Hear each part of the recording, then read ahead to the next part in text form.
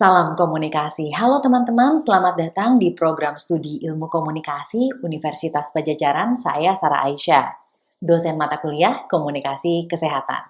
Nah, pada kesempatan kali ini kita akan mencoba untuk mengeksplorasi lebih lanjut tentang hambatan dalam komunikasi kesehatan.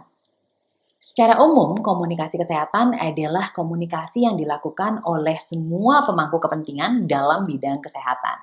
Baik itu tenaga kesehatan, manajer farmasi, maupun pengusaha produk kesehatan. Komunikasi kesehatan juga meliputi hal-hal seperti promosi kesehatan, termasuk komunikasi secara langsung atau tatap muka ataupun lewat media, baik media konvensional maupun media digital. Nah, bentuk khusus dari komunikasi kesehatan adalah komunikasi terapeutik, yaitu komunikasi antara tenaga medis, khususnya dokter dan perawat, dalam rangka penyembuhan pasien. Salah satu pusat pelayanan kesehatan yang disebut dengan European Center for Disease Prevention and Control mengatakan ada 4 hal yang menjadi hambatan dalam komunikasi kesehatan. Yang pertama adalah rendahnya literasi informasi kesehatan. Hambatan ini terutama menyangkut pengetahuan mengenai kesehatan yang dimiliki oleh khalayak yang menjadi sasaran komunikasi kesehatan. Jadi, para khalayak ini tidak memiliki pengetahuan dasar mengenai makanan dan minuman yang berbahaya bagi kesehatan misalnya.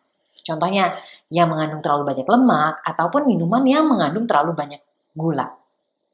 Hal lain, mereka tidak punya pengetahuan bahwa olahraga itu penting bagi kesehatan mereka agar tubuh mereka tetap bugar. Bahkan olahraga-olahraga yang biayanya lebih murah seperti jalan kaki. Secara lebih spesifik, di pedesaan ataupun daerah pinggiran masih ada loh orang-orang yang punya kepercayaan yang bertentangan dengan kesehatan. Misalnya, ibu yang hamil dan baru saja bersalin tidak mau mengkonsumsi ikan karena mereka khawatir bahwa bayi mereka akan berbau anyir. Hambatan yang kedua adalah akses internet yang terbatas. Meskipun internet telah menjangkau wilayah yang relatif luas di Indonesia, masih banyak juga daerah yang tidak terjangkau internet. Ini menghambat penyampaian informasi kesehatan yang disampaikan pemerintah, Kementerian Kesehatan, dan lembaga lain yang tujuannya adalah meningkatkan kesehatan masyarakat. Maka dalam konteks ini, pihak berwenang perlu mendidik masyarakat dalam bidang-bidang kesehatan lewat cara-cara yang sifatnya lebih konvensional, misalnya dengan membangun ataupun memberdayakan posyandu. Bahkan ketika masyarakat dapat mengakses internet, perlu ada upaya lain dalam bentuk kegiatan literasi digital untuk masyarakat, agar masyarakat lebih memperhatikan konten yang bermanfaat bagi mereka, khususnya untuk meningkatkan kesehatan mereka sendiri. Hambatan yang ketiga adalah terbatasnya penelitian dan sosialisasi tentang informasi kesehatan. Nah, berbagai informasi mengenai kesehatan dan penyakit terus berkembang dari waktu ke waktu. Begitu juga cara pengobatannya. Untuk mengetahui penyakit-penyakit yang muncul, kemudian mengetahui cara pencegahan dan pengobatannya, perlu diimbangi dengan penelitian-penelitian yang intensif. Nah, pada gilirannya hasil penelitian ini perlu disampaikan kepada masyarakat agar masyarakat bisa mempersiapkan diri untuk tidak terkena ataupun tidak tertular penyakit-penyakit tersebut. Sebagai contoh nyata adalah penyakit COVID-19 yang melanda dunia termasuk negara kita beberapa tahun belakangan, tahun 2020 sampai 2022.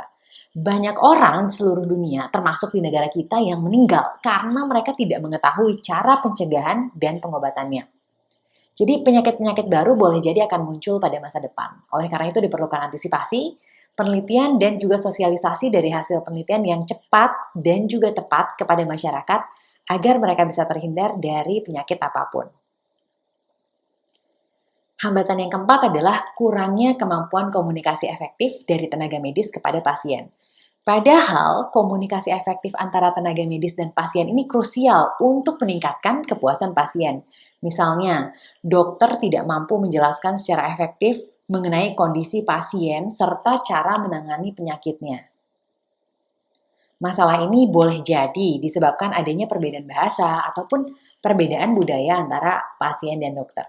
Nah, dalam konteks ini perlu bagi dokter ataupun bagi perawat untuk menguasai bahasa yang digunakan oleh masyarakat setempat. Dokter yang bersuku Sunda misalnya lebih baik berkomunikasi dengan pasiennya yang orang Sunda dengan menggunakan bahasa Sunda, tentunya bahasa Sunda yang sopan. Ada sebuah penelitian dari Siti Karlina dan kawan-kawan yang menyatakan bahwa dokter favoritnya ibu-ibu yang menjadi pasien mereka adalah dokter yang suka berbahasa Sunda ketika berkomunikasi dengan mereka. Selain komunikasi verbal yang efektif, komunikasi nonverbal yang efektif pun perlu dikuasai oleh tenaga kesehatan. Misalnya, dokter perlu berbusana yang rapi, tapi tidak perlu mengenakan jas berwarna putih, apalagi menggunakan stetoskop di lehernya, karena penampilan demikian mungkin akan menciptakan jarak sosial antara dokter dengan pasien. Jadi tenaga kesehatan itu harus selalu memperhatikan dan juga merespon ucapan pasien. Misalnya dengan mengangguk, menatap mata pasien dengan seksama, dan tidak berbicara kepada pasien sambil melakukan hal lain. Contohnya sambil mengetik di depan komputer, ataupun mengutak-atik telepon selulernya. Hal penting lainnya yang perlu diperhatikan tenaga kesehatan saat berkomunikasi dengan pasien adalah jangan langsung mempercayai apa yang dikatakan oleh pasien. Misalnya saat pasien mengucapkan ya, atau saat pasien menganggukkan kepala sebagai pengganti ucapan ya. Karena orang Indonesia, khususnya orang Jawa dan orang Sunda, sering berbicara basa-basi. Baik teman-teman, demikian paparan tentang hambatan dalam komunikasi kesehatan. Sampai jumpa lagi di program studi ilmu komunikasi Universitas Padjadjaran dengan topik lainnya. Salam komunikasi.